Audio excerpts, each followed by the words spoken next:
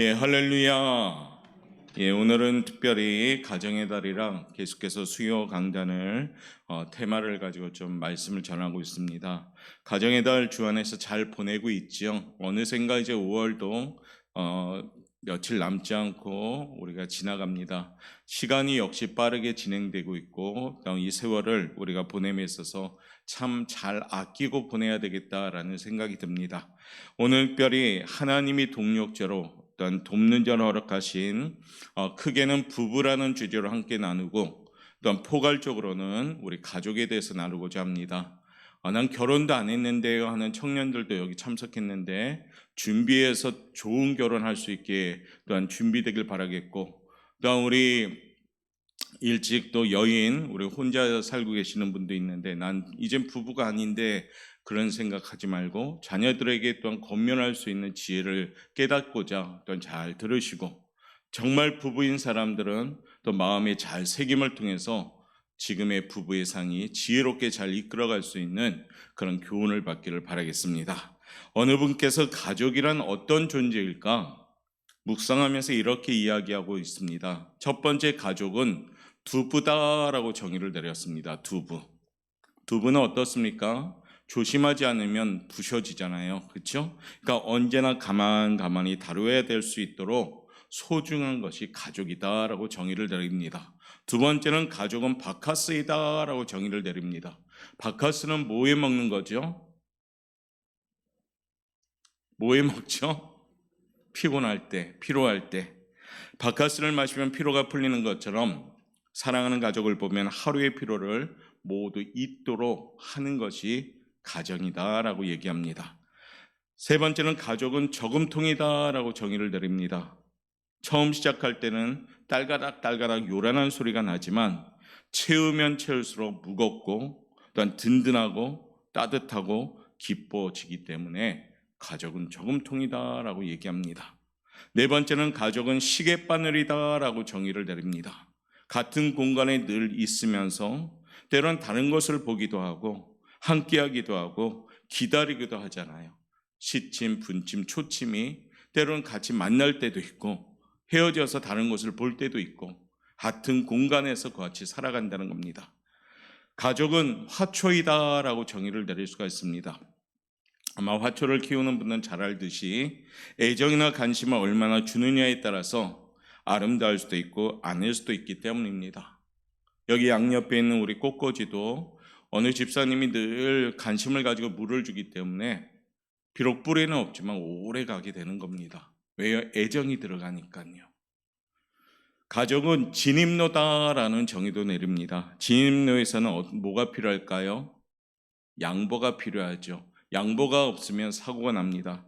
가족끼리도 상대를 위해서 배려해야 됩니다.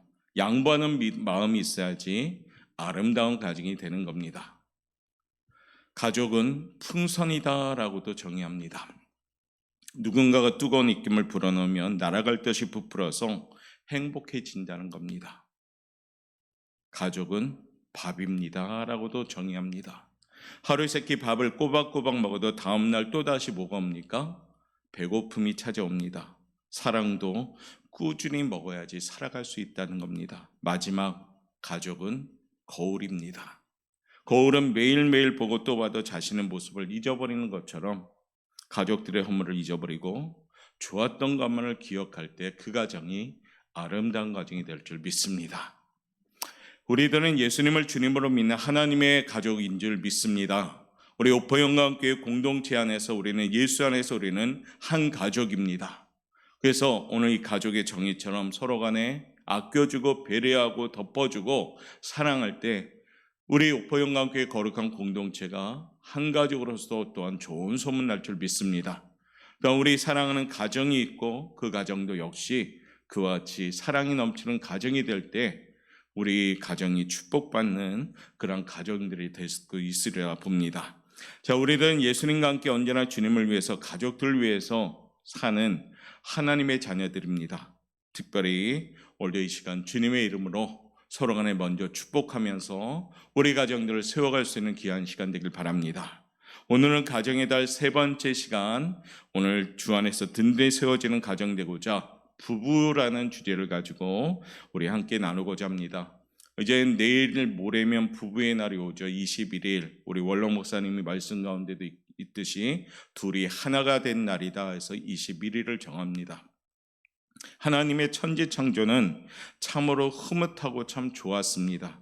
매일 창조의 과정에서 하나님은 스스로 아름다움을 감탄하시면서 그 뒤에 뭐라고 감탄사합니까? 보시기에 좋았더라라고 하나님은 만드신 후에 당신의 그 작품을 보면서 늘 감탄하셨습니다. 여섯째 날 드디어 하나님의 형상을 따라 사람을 만들게 됩니다. 먼저 남자를 만들게 되죠. 사람을 만들게 됩니다. 우리가 아담 하는데 이 아담의 뜻이 사람이라는 뜻이에요. 그래서 아담을 만들게 되고 이 아담이 홀로 있는 것이 보았을 때 좋지 않게 보였습니다. 그때 하나님은 아담이 깊이 잠들어 있을 때 찾아오셔서 갈비뼈 하나를 취하게 되죠. 그리고 그 갈비뼈 하나를 통해서 여인을 만들게 됩니다. 하나님께서는 여자를 아담에게 이끌어 오시니 아담이 기뻐하면서 그 여자를 향해서 무엇이라고 외칩니까? 오늘 23절 말씀 한번 다시 한번 읽어볼까요? 시작. 아담이 이르되 이는 내 뼈 중에 뼈요 살 중에 살이라. 이것을 남자에게서 취하였은즉 여자라 부르리라 하니라. 아멘. 아담은 하와 여자 그 여인을 보고 이는 내 뼈 중에 뼈요 내 살 중에 살이다 라고 극찬하고 감격하며 감동받습니다. 하나님은 그러면서 아담에게 말하죠. 24절 말씀 우리 한번 읽어볼까요? 시작. 이러므로 남자와 부모를 떠나 그의 아내와 합하여 둘이 한 몸을 이룰지로다. 아멘.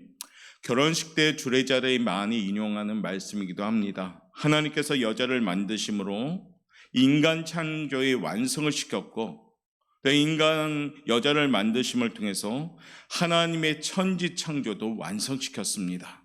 그러면서 최후의 감탄사가 뭡니까?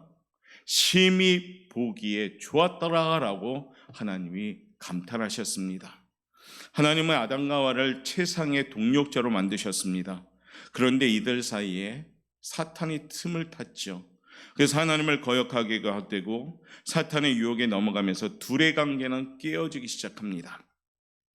둘은 서로에게 책임을 전가시키고 모든 일이 당신 때문이야 라고 하면서 천생연분이 아니라 평생 원수처럼 살아가는 그런 관계가 되어버렸습니다. 하나님께서는 이 관계를 풀어나가고자 두 번째 사람인 예수님, 두 번째 아담인 예수님을 보내신 그 이유가 여기 있는 겁니다. 둘이 한 몸을 이루어 행복하게 살라 하셨으나 사탄 때문에 죄 때문에 깨어지고 상처투성이가 된 부부를 하나 되게 하시려고 예수님은 십자가에 못 박히셨고 불순종의 죄까지도 구속하시게 됩니다. 미움과 증오와 정죄하는 무책임한 죄도 용서하게 됩니다. 예수 안에서 하나님의 자녀로 거듭나게 하십니다. 그리고 의롭게 하시고 연약한 인간에게 성령을 부어주셔서 성령의 능력을 통해서 사랑하게 하십니다. 참고로 돌아오는 주일은 성령 강림 주일로 기독교가 지킵니다. 아울러서 부부 사랑 주일로도 지키지요. 그러므로 거듭난 예수님의 사람들은 믿음 안에서 은혜 안에서 날마다 성장하고 성숙하여집니다. 그리고 그리스도 예수의 충만한 인격까지 자라는 것이 목표가 됩니다. 이 시간 부부를 온전히 세우시는 하나님의 말씀을 통해서 함께 은혜 받으시고 건강한 가정을 세우시고 가족 간에 서로 사랑하는 열매도 맺고 또한 부부 간에 정말 하나님의 창조의 그 사랑처럼 회복되어지는 우리 성도들 가정이 되시길 바라겠습니다. 자, 그러면 부부는 왜 그렇게 귀한 동력자일까요? 오늘 부부는 서로 돕는 배필로 하나님이 창조하셨습니다. 에베소서 5장 21절 말씀에 보면 그리스도를 경외함으로 피차 복종하라라는 말씀이 나옵니다. 그리스도를 두려워하는 마음으로 서로 순종하라는 얘기입니다. 아내와 남편은 서로가 서로를 위하여 섬기고 봉사하는 관계가 돼야 됩니다. 물론 우리 옛 조상들은 가부장적인 그런 모습이 있기 때문에 때로는 그런 관계였지만은 하나님께서 원하시는 것은 서로 간에 섬기고 봉사하는 관계를 원하십니다. 이 말씀의 뜻은 뭡니까? 서로가 부족한 존재라는 것을 인정하라는 겁니다. 성경은 우리가 연약한 존재임을 깨우치고 있습니다. 그래서 때를 따라 돕는 은혜를 얻기 위하여 늘 우리를 은혜의 보좌 앞에 불러주시는 겁니다. 오늘도 하나님이 여러분 한 분 한 분을 주님의 보좌 앞으로 불러주신 겁니다. 왜냐하면 우리는 연약하기 때문입니다. 하나님 앞에서만 아니라 우리는 서로에게 부족합니다. 그러므로 우리는 도움이 절대적으로 필요한 사람들입니다. 오늘 이 설교를 하기가 쉽지는 않습니다. 왜냐하면 저 역시도 부족함이 많기 때문입니다. 남편이든 아내이든 부모든 자녀든 어느 누구도 이 세상엔 완전한 사람이 없습니다. 그러므로 자신의 부족함을 고백하고 서로에게 도움을 요청하는 겸허한 마음이 있는 가정이 행복한 가정인 줄 믿습니다. 왜 가정이 시끌시끌합니까? 내 소리만 막 내려고 하다 보니까 시끄러운 겁니다. 그런데요, 내 자신의 부족함을 인정하고 겸허한 마음이 들 때 그 가정은 행복함이 시작될 줄 믿습니다. 한 사람으로는 아름답지 못합니다. 물론 우리들 중에도 홀로 되신 분들이 있고 홀로 사시는 또한 독신 남녀도 있습니다. 이분들에게 상처 주거나 정죄하려는 생각으로 이 말씀을 준비해서 전하는 것은 아닙니다. 그러나 성경은 아담이 독초하는 것이 아름답지 못하다 하시고 하와를 만들어 주시고 말씀하십니다. 우리 하나님이 보시기에 심히 좋았더라. 둘이 하나 되어 살라 하신 것은 서로 돕는 배필이 되어 완전하게 하라는 겁니다. 창세기 오늘 2장 25절 마지막 절에 뭐라고 말씀하십니까? 한번 읽어볼까요? 시작. 아담과 그의 아내 두 사람이 벌거벗었으나 부끄러워하지 아니하니라. 아멘. 죄를 짓기 전에는 서로 간에 부끄러움이 없었습니다. 그러나 죄를 짓고 난 다음에 사람들은 부끄러워지기 시작했습니다. 하나님 앞에 또 서로 앞에 부끄러워졌습니다. 부족한 것은 서로에게 용납되고 도움으로 온전케 만들어가는 것이 하나님의 뜻입니다. 서로의 부족을 채워주고 도와주는 가운데 사랑을 느끼게 되는 겁니다. 둘의 관계는 더 아름다워지고 온전해지는 겁니다. 그럴 때 그리스도의 인격을 닮아가는 모습이 되겠지요. 그러나 서로의 부족함을 불평하게 생각하게 된다면, 지적하고 정죄하게 된다면 그 부끄러움이 되고 증오가 되고요, 관계가 깨어질 수밖에 없다는 겁니다. 이게 하나님의 원리예요. 사탄이 늘 틈을 타죠. 왜요? 그 관계를 깨려고. 하나님이 심히 보기에 좋았더라 이 관계를 사탄은 두고 볼 수가 없어서 늘 틈을 타서 부부의 관계를 깨려고 하고 가족의 관계를 깨려고 합니다. 혹 서로가 부족함이 잘 보이기 시작한다면, 연애할 때는 곰보도 예뻤던 그의 눈에서 이제 곰보가 보이기 시작한다면, 서로 간의 단점이 연애할 때는 전혀 보이지 않았는데 지금 보이기 시작한다면 더욱더 기도하셔야 된다는 겁니다. 하나님의 형상을 보듯이 우리가 상대를 향하여 심히 보기에 좋았더라 이 감탄사가 나와야 된다는 겁니다. 자녀도 부모도 똑같습니다. 모든 사람은 하나님이 주신 선물임을 믿습니다. 인정하시면 아멘. 하나님이 독생자를 보내셔서 목숨과 바꾸신 존재들이 저와 여러분입니다. 그러니까 감히 우리는 어떤 사람들을 우리가 무시하거나 갈시할 그런 권세가 우리한테 없습니다. 왜냐하면 하나님이 핏값으로 모든 사람을 다 사신 거니까. 내 것이 아니요, 모든 사람은 다 하나님의 것입니다. 자녀도 부모도 같습니다. 하나님이 주신 선물이고, 특별히 부부도 하나님이 주신 선물입니다. 서로 간의 존귀한 대상임을 인정할 때 거기에서 사랑이 시작되는 겁니다. 존귀한 상대를 인정할 때 용서하게 되는 거고요, 배려하게 되는 겁니다. 성기는 아름다운 관계가 그때부터 시작되는 겁니다. 연애할 때 반짝이는 아름다움이 아니라 하나님의 창조 질서대로 세워지는 가족이 아름다운 가족이 되는 겁니다. 서로 부족한 것을 채워주는 일을 통해서 세상을 발전해 나갑니다. 특히 부부의 관계가 그렇습니다.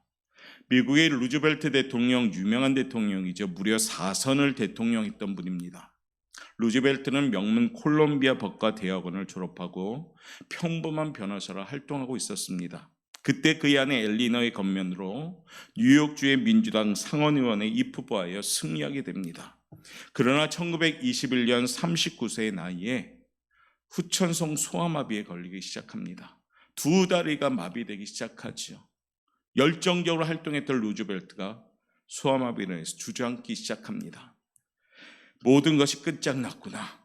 자신도 그 어머니까지도 이제 포기할 수밖에 없다라고 생각했을 때 그의 아내가 정치활동을 계속하는 것이 좋을 것이라는 확신을 가지고 엘리나라는 아내가 중요한 순간마다 남편의 두 다리 역할을 감당하기 시작합니다. 그는 아내의 도움으로 이전보다 더 낙천적이고요. 이전보다 더 열정적으로 정치를 해나가기 시작합니다. 그러다 보니까 무려 4선의 대통령이었던 유일한 대통령입니다. 루즈벨트가 대통령이 당선되어 취임 연설 때 이런 말을 합니다. 우리가 가장 두려워야 할 것은 바로 두려움 자체입니다. 막연하고 이유도 없고 정당하지도 않은 두려움 때문에 두려워하지 맙시다라고요. 한 아내의 헌신적인 도움이 좌절의 두려움을 이겨내고 위대하게 만들었습니다. 사랑하는 성도 여러분, 이 밤 우리 교회도 창조 질서대로 서로 도와주는 동행자가 되시길 바랍니다. 건강한 부부, 아름다운 가정은 성경적으로 운행될 때 나타나기 시작합니다. 가족 간에 서로가 도와줄 때 그 가정은 행복한 가정이 될 줄 믿습니다. 가장 중요한 것은 하나님과 합력하여 선을 이루는 가정이 되셔야 됩니다. 주 안에서 세워지는 가정과 부부가 될 때 그 가정은 행복한 가정으로 세움받을 줄 믿습니다. 아내와 남편은 오늘 주신 말씀처럼 서로 돕는 배필이 되셔야 됩니다. 서로 간에 도와주고 아껴주고 사랑하고 배려해주는 그러한 대상입니다. 하나님께서 핏값으로 사신 우리들 어느 누구도 무시할 권리가 없습니다. 어느 누구도 정죄할 권리도 없습니다. 어느 누구도 비판할 권리도 없습니다. 왜냐하면 하나님의 것이니까요. 하나님이 존귀하게 세우신 사람들이니까요. 그러므로 1차적으로 우리 부부가 서로 간에 도와주는 배필, 이 창조의 원리가 다시금 세워질 때 우리 가정은 행복해지기 시작할 줄 믿습니다. 결혼 정년기에 있는 자녀들에게도 이와 같은 아내와 이와 같은 남편이 되기를 권면하셔야 됩니다. 그리고 결혼 조건도 이와 같이 돕는 배필을 구할 수 있도록 우리 부모님들이 기도하면서 중보기도하면서 자녀를 위하여 기도하셔야 됩니다. 여기 몇 명 청년들 나오는데 그와 같은 기도 제목을 가지고 결혼 제목도 기도하셔야 됩니다. 하나님 돕는 배필을 허락하여 주옵소서. 두 번째, 부부는요 하나의 인격체입니다. 그동안 아내와 남편은 한 여성으로 한 남성으로 각각 다른 환경 속에서, 다른 문화 속에서 다른 인격으로 살아왔습니다. 이 특징을 책으로 쓴 사람이 존 그레이 박사인데요. 읽어보신 분 있죠? 화성에서 온 남자, 금성에서 온 여자. 몇 년 전에 굉장히 인기 있었던 책입니다. 남자와 여자는 전혀 다른 존재란 말이죠. 그러나 이제 남편과 아내는 두 인격이 서로의 부족을 위해 섬김으로 완전하게 하나의 인격이 되는 겁니다. 제3의 인격, 곧 부부의 인격으로 다시 태어나게 되는 겁니다. 우리는 부부의 행복을 거창한 노력이나 사건으로 만들어지는 것처럼 생각할 때가 있습니다. 대단한 것을 성취해야지 행복할 줄 압니다. 많은 돈을 벌어야지 행복할 줄 압니다. 철봉에 턱걸이를 한 50번 이상 하고 마라톤을 완주할 수 있는 건강이 있어야지 행복한 줄 압니다. 장미 백송이를 선물해야 되는 것처럼 낭만적일 때 행복한 줄 압니다. 그러나 부부의 행복은 의외로 간단하고 작고 세심한 배려에서 시작됩니다. 생일을 기억해서 보내준 작은 카드 한 장, 장미 한 송이에 감격할 수 있어야 됩니다. 근데 가끔 아내분들이 지혜롭지 못하죠. 뭔 놈의 이 꽃을 사왔냐고, 돈으로 달라고. 남편들은 생각하면서 그러는데 꽃도 감사히 받으시길 바랍니다. 세심한 배려부터 시작하는 거죠. 그 꽃 한 송이가 시작되어서 나중에 꽃다발이 되고 꽃다발이 시작되어서 돈다발이 됩니다. 작은 것을 받을 줄 알아야지 큰 것을 받죠. 옆에 분한테 인사합시다. 지혜롭게 받읍시다. 받기만 하지 말고 신랑한테도 좀 주십시오. 받는데 익숙하면 주는데 인색합니다. 신랑한테도 5월 21일 날 부부의 날을 맞이하면서 부부인 여러분들 선물해 주십시오. 아내 여러분 할렐루야. 아멘이 왜 이렇게 다시 할렐루야. 저도 받으려고 일부러 지금 간접적으로 막 공격하는 거죠. 자, 부부의 행복은 의외로 간단하고 이처럼 세심한 배려에서 시작됩니다. 아침에 일어나서 건네는 기분 좋은 말 한마디, 좋은 아침이에요. 그렇죠? 자다 말고 일어나는 인상은 거의 안 좋은데 환하게 웃으면서 좋은 아침이에요. 잘 다녀오세요. 이 인사를 하셔야 됩니다. 서로 간에. 그리고 따뜻하게 꼭 손을 잡아주셔야 됩니다. 아무 말 없어도 그냥 안아주고 등을 쓸어주는 손길이 있어야 됩니다. 조용히 고개를 끄덕이며 말을 들어주는 여유로운 미소도 있어야 됩니다.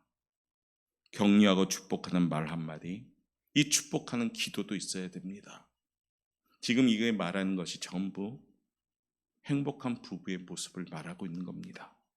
서로에게 예의 바르고 온화하며 사력 있게 행동하셔야 됩니다. 아내에게 저녁 식사를 가끔 준비하지 않도록 기회를 주셔야 됩니다. 신랑 되시는 분들은 근사한 식당을 잡아서 외식은 가끔씩 하셔야 됩니다. 밥도리가 돼서는 안 됩니다. 가끔은 아내를 불러서 외식도 하고 그런 멋진 남편이 우리 오포영광교회 남자 성도가 될 줄 믿습니다. 아내들만 아멘하고 남편은 전혀 반응이 없네요. 자, 뜻하지 않은 선물을 준비하는 일로 행복을 느끼게 할 수도 있습니다. 제가 누구에 대한 얘기를 하느냐? 저와 여러분의 얘기를 하는 겁니다. 상대방의 격에 어울리도록 외모도 신경을 쓰셔야 됩니다. 편하다고 너무 편한 모습으로 있으면 사랑이기보다 의리가 돼버립니다. 집에서든 어디서든 서로가 이렇게 함으로써 존경심을 배우고 배우자를 대하셔야 됩니다. 이예인 씨가 쓴 1%의 행복이라는 글을 소개하겠습니다. 잘 들어보십시오. 사람들이 자꾸 묻습니다. 행복하냐고. 낯선 모습으로 낯선 곳에서 사는 제가 걱정이 되나 봅니다. 저울에 행복을 달면 불행과 행복이 반반이면 저울이 움직이지 않지만 불행이 49% 행복이 51%면 저울이 행복으로 기울어지게 됩니다. 행복의 조건은 이처럼 많은 것이 필요 없습니다. 우리 삶에서 단 1%만 더 가지면 행복해집니다. 어느 상품명처럼 2%가 부족하면 그건 엄청난 기울기입니다.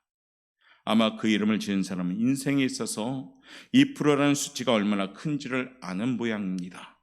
때로는 나도 모르게 1%가 빠져나가 불행하다 느낄 때도 있습니다. 더 많은 수치가 기울기 전에 약간의 좁은 것을 얼른 채워넣어 다시 행복의 무게를 무겁게 해놓곤 합니다. 약간의 좋은 것 1% 우리 삶에서 아무것도 아닌 것, 아주 소소한 것일 수도 있습니다.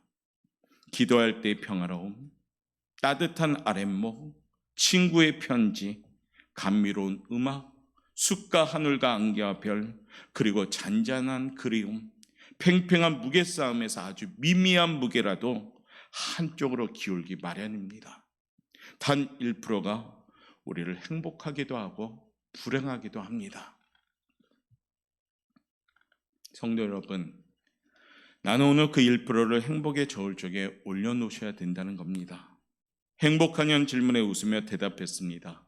마지막 이혜인 씨가 이렇게 결론 내리죠. 행복하다고. 서로의 1%의 부족을 채워주는 작은 배려 속에서 부부는 함께 행복해집니다. 우리 오포영광교회 사랑하는 성도 여러분, 1%의 작은 배려부터 채우며 시작할 때 아름다운 열매를 맺어가기 시작합니다. 가족 간의 1%의 배려로 채워갈 때 그 가정은 행복해지기 시작합니다. 구역마다 전도회마다 교회 공동체도 1%의 채움의 배려가 시작될 때 행복한 현장이 될 줄 믿습니다. 이 밤 1%를 내어주는 그 배려로 서로가 좀 풍성함으로 채워가고 행복한 교회, 행복한 가정, 행복한 부부가 되시기를 바라겠습니다. 1%의 작은 것부터 시작한다면 나중에 보면 풍성함으로 하나님께서 채워가시는 겁니다. 오늘 밤 정말로 부부로 한 인격으로서 한 마음으로서 건강에 세워지길 바라겠고 한 가족으로서 우리 가정들이 정말 세워지기를 바라겠습니다. 하나님은 가족을 세울 때 이처럼 한 마음과 한 뜻과 한 인격으로 살아가기를 우리를 세워준 줄 믿고 오늘 주신 말씀처럼 1%를 내어줄 수 있는 작은 배려부터 시작하는 행복한 가정이 되시기를 바라겠습니다. 세 번째 부분은 하나님의 창조의 완성물입니다. 결혼을 최상의 파트너를 찾는 과정으로 생각하는 사람이 많습니다. 그래서 이 사람과 결혼해보고 아닌 것 같으면 버려버리고 또 다른 사람을 찾아 오늘은 이 사람, 때로는 내일은 저 사람 찾아 일생 방하는 사람들이 많습니다. 이 시대에 우리가 살아가는 시기에도 많지요. 성경의 신약에 보면 수가성 여인이 아마 그런 여인이 아닐까 하는 생각도 듭니다. 남편이 5이나 있었는데도 불구하고 다시 동거하는 남자에게서도 마음을 정하지 못하고 사는 그 사람은 참으로 불행한 사람이었습니다. 남편이든 아내이든 잠깐 동안의 행복을 위한 소모품이 아닙니다. 최상의 걸작품으로 다듬어 가야 할 최상의 동력자입니다. 최고의 남편과 아내는 기성품이 아닙니다. 걸작품이 아니라 서로 간에 다듬어가고 섬세한 관심으로 만들어가야 될 우리들의 작품이 되어야 된다는 겁니다. 하나님이 짝지어 주신 지금의 당신의 남편, 아내 이외에는 더 이상의 동력자는 없어야 된다는 겁니다. 결혼 서약은 서로를 최상의 파트너가 되게 하는 약속을 합니다. 아마 여기 전부 결혼하실 때 두 손 들고 때로는 성경책에 서약한 내용이 기억할 겁니다. 여러분들이 서약한 내용을 잘 보면 몇 가지 중요한 사실을 우리에게 전하고 있습니다. 첫 번째는 뭡니까? 당신이 나에게 최상의 파트너입니다 라고 서약합니다. 오직 당신 한 사람으로만 내 아내와 남편으로 삼겠습니다 라고 우리는 서약합니다. 결혼한 상대는 내가 그 가치를 얼마나 인정하느냐에 따라서 그 가치가 결정이 됩니다. 아프리카에서 의료봉사를 하는 한국인 의사의 이야기입니다. 외교에서 공부를 하고 돌아온 추장의 아들이 있었는데 그 추장의 아들과 친형제처럼 지냈다 합니다. 이 부족의 결혼 풍습은 특이합니다. 남자가 여자에게 청혼할 때 처녀의 집에 암소를 끌고 갑니다. 보통의 경우에는 한두 마리를 가지고 갑니다. 최고의 신부감을 얻으려면 암소 최소한 3마리를 끌고 간다고 합니다. 그런데 추장의 아들이 이제 결혼하다 보니까 그 집을 찾아가게 되죠. 그런데 추장의 아들은 자그만치 암소 9마리를 끌고 갑니다. 뭐 난리 났죠, 동네에서. 야, 어떤 여인이 있길래 도대체 9마리를 끌고 가느냐. 많은 사람들이 몰려옵니다. 이전에 볼 수 없었던 행동에 놀란 동네 사람들이 호기심을 갖게 되죠. 신랑은 허름한 집에 들어갑니다. 그리고 노인에게 그 9마리의 암소 고삐를 다 인계해주고 그 안에 있는 못생긴 딸을 데리고 오게 됩니다. 한국의 의사는 한국의 아버지가 위독하는 전가를 받고 그 장면만 보고 급히 한국으로 돌아왔다가 이제 많은 세월이 흘러 많이 흐른 다음에 다시 아프리카로 돌아가게 됩니다. 추장의 아들이 궁금했습니다. 그런데요, 그 아들이 추장이 되었습니다. 그의 곁에는 유창하게 영어를 하는 우환자태의 천사 같은 아내가 딱 서 있었습니다. 추장이 아내를 소개합니다. 선생님, 제 처입니다. 그때 그 여자입니다 라고요. 저는 어렸을 때부터 저 사람을 사랑했고 외국에서 공부하면서도 한시도 잊을 수가 없었습니다. 사실 제가 이 아내를 얻기 위해서는 암소 1마리면 충분했습니다. 그러나 내가 결혼한 아내가 몇 마리 암소를 받았느냐 하는 것은 일생 동안 자기의 가치를 결정할 수 있기 때문에 저는 최대치의 9마리를 가지고 갔습니다 라고 말하는 겁니다. 사랑하는 성도 여러분, 무슨 얘기를 합니까? 아내를 왕비처럼 대하면 본인이 왕이 됩니다. 신랑을 종처럼 여기면 본인도 종처럼 됩니다. 결혼한 아내가 몇 마리 암소를 받았느냐? 그 가치를 높여주어서 이 추장아들은 아내의 가치를 높여주었습니다. 아내는 무척 놀랐지만 시간이 흐르고 그 추장아들의 사랑을 진실을 느끼자 아내는 그 가치에 맞게 자기 인생을 변화시켜 갔습니다. 그러다 보니까 오늘 만난 영어 잘한 정말 천사 같은 아내가 된 겁니다. 당신은 당신의 남편과 아내의 가치를 얼마나 인정하십니까? 이 질문에 여러분들은 어떻게 대답할 수 있을까요? 신랑 되신 성도 여러분, 지금 같이 살고 있는 아내 되신 분에게 암소 몇 마리를 끌고 갈 수 있습니까? 한 마리요? 두 마리요? 10마리, 11마리 있는 거 다 끌고 갈 수 있는 우리 남자 성도들 되시길 바랍니다. 아내 되신 분에게 암소 몇 마리를 끌고 갈 수 있느냐? 중요한 거지요. 아내 되신 여러분, 암소 몇 마리를 받은 것처럼 지금 행동하며 살고 있습니까? 부부가 서로 존귀하게 여길 때 상대방이 함께 존귀해집니다. 이 왼수야 하면 왼수가 되고요. 최고입니다 하면 최고가 됩니다. 신랑을 전도하고 싶다면 최고의 남편으로 대해 주십시오. 술 마시고 들어와서 주정해도 다 들어주십시오. 한 영혼 살리려면 그 정도 해야지요. 해장국도 맛있게 끓여주십시오. 그리고 밖에서 술 마시지 말고 집에서 마시라고 술상도 한번 멋지게 차려주십시오. 신랑 살리는 수단을 이 모양 저 모양으로 애쓸 때 사랑하는 신랑이 바로 내 옆에 앉게 되는 역사가 나타날 줄 믿습니다. 이 왼수야, 마음에 계속 왼수야 왼수야 외치면 왼수가 되는 거죠. 아마 하나님이 그래서 원수를 사랑하라 이 성경을 쓰신 것 같기도 합니다. 부부뿐 아니라 우리 가족들 간에도 그와 같이 가치를 서로 높여주셔야 됩니다. 자녀를 무시하지 맙시다. 또한 부부를 우리가 서로 사랑하셔야 되고, 또한 부모를 괄시하지 맙시다. 나이 드셨다고 부모를 괄시하는 자녀 가장 미련한 자녀입니다. 성경은 효도하면 땅에서 잘되고 장수한다는 축복도 약속했건만 효도하지 못한다면 내가 스스로 잘못되는 길을 가는 거나 마찬가지입니다.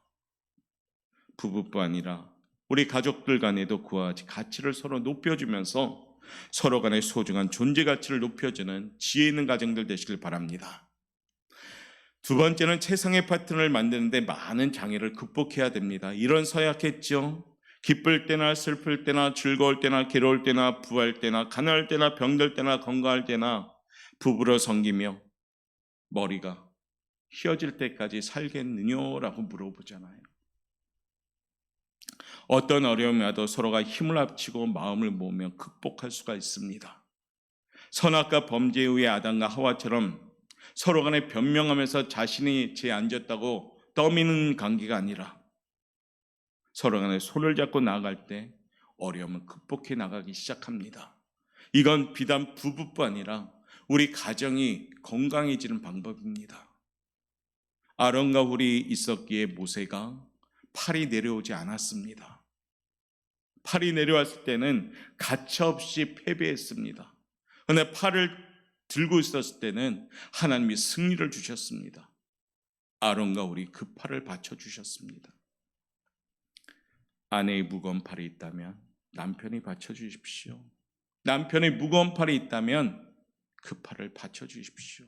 자녀들의 무거운 팔이 있다면 부모가 받쳐주십시오. 부모님의 무거운 팔이 있다면 자녀들이 받쳐주십시오. 서로 간에 받쳐줄 때 이 어려움은, 이 고난은 우리에게 유익이 될 줄 믿습니다. 이 밤 서로가 받쳐주는 모습으로 극복하는 승리가 있는 우리 성도의 가정이 되시길 바랍니다. 세 번째는 부부의 관계는요, 가꾸는 만큼 좋아집니다. 다이아몬드 원석을 혹시 보신 분이 계십니까? 그 원석은 되게 볼품이 없습니다. 왜냐하면 다듬어지지 않았기 때문이죠. 고도의 기술을 가지고 정성껏 세공을 하면 이 땅에서 가장 귀하고 아름다운 모든 사람들이 탐내는 보석이 됩니다. 우리나라 자연공원에 놀다 보면 놀러 가시면 알겠지만은 잘 관리한 그런 숲을 또한 자연을 보면 보는 사람마다 기분이 좋고 참 보기에 좋았더라라고 나옵니다. 그런데 가꾸는 손길이 없어지면은 그 비싸게 차려놓은 자연 그런 숲들도 전부 다 어떻습니까? 보기 흉해집니다. 누군가가 동산을 정성껏 가꿀 때 그 동산은 마치 에덴 동산이 됩니다. 그러나 누군가 그 아름다운 동산을 가만히 가꾸지 않은 채 놔둔다면 그 동산은 흉물이 됩니다. 가정도 마찬가지입니다. 서로 간에 가꾸고 서로 간에 관심 가지며 살아날 때 그 가정은 아름다운 가정이 됩니다. 부부도 가정도 교회도 똑같습니다. 인격의 품위를 높이기 위하여 서로 간에 노력해야 됩니다. 대화의 기술도 있어야 되고 그리스도의 관계 속에서 함께 성장할 때 우리가 아름다운 가정이 되고 아름다운 교회가 되고 아름다운 부부가 되는 겁니다. 부부가 함께 신앙생활하는 것처럼 참 큰 축복을 받은 부부는 없습니다. 아마 지금 신앙생활하는 부부들은 때로는 그것을 느끼지 못할 때도 있을 수도 있습니다. 지금 혼자 다니시는 우리 집사님들, 권사님들, 내 남편이 예수 믿으면 얼마나 좋을까 하는 그런 바람이 굉장히 절실합니다. 그렇지만은 그걸 위해서 기도하셔야 되는 것이 맞습니다. 언제 어디서나 부부가 함께 하나님을 바라볼 수 있다면 이처럼 행복한 부부는 없을 거라고 봅니다. 목표도 하나고 목적도 하나입니다. 함께 기도하고 함께 사랑하며 존귀하게 여기는 아름다운 관계, 이것이 당연히 여겨지지 말고 감사함으로 행복해지는 그런 부부가 되시길 바랍니다. 사랑하는 남편이 아직도 교회를 못 나오고 있다면 인가기도의 제목은 어느 제목보다 더 절실하게 기도하셔야 됩니다. 눈물도 많이 흘리셔야 됩니다. 하나님, 남편 살려주십시오. 하나님, 우리 아내 살려주십시오. 하나님, 우리 자녀들 살려주십시오. 우리 부모님 살려주십시오. 세월을 아끼라. 때가 악하니라. 시간을 아껴가면서요, 이 기도 제목 가지고 절실히 기도하시길 바랍니다. 주 안에서 하나가 되는 부부, 주 안에서 함께 걸어가는 자녀들, 주 안에서 효도받는 부모님들, 이것이 우리의 가정의 모습이 되시길 바랍니다. 말씀을 마무리하지요. 가정은 하나님이 설계해 놓으신 곳입니다. 우리 사람이 흐트러뜨리면, 그 설계가 무너지면 당연히 무너질 수밖에 없습니다. 하나님이 세우신 설계대로 가정은 이루어지셔야 됩니다. 그 설계는 바로 말씀입니다. 말씀이 서 있는 가정이 될 때 우리 가정의 가족들은 서로 간의 관계가 유지가 되는 겁니다. 5월을 이제 얼마 남지 않은 이 시기에 오늘 이 밤에 특별히 부부된 우리 성도님들, 또한 결혼을 앞두고 있는 자녀들 등 부모님들, 또한 앞으로 결혼할 우리 청년들, 오늘 주신 말씀처럼 하나님이 주신 이 결혼에 대한 기준을 가지고 기도하고 부부가 된 성도님들은 더욱더 아름답고 행복한 부부 되어서 믿음의 부부 되어서 우리 가정이 더욱더 든든히 서가길 바랍니다. 오늘 주신 말씀을 기억하면서 예수 안에서 함께 지어져가는 믿음의 가정, 행복한 부부, 그 모습이 우리 사랑하는 오포영광교회 가정들 되시기를 주님의 이름으로 축원합니다. 기도하겠습니다. 사랑이 많으신 하나님 감사합니다. 부부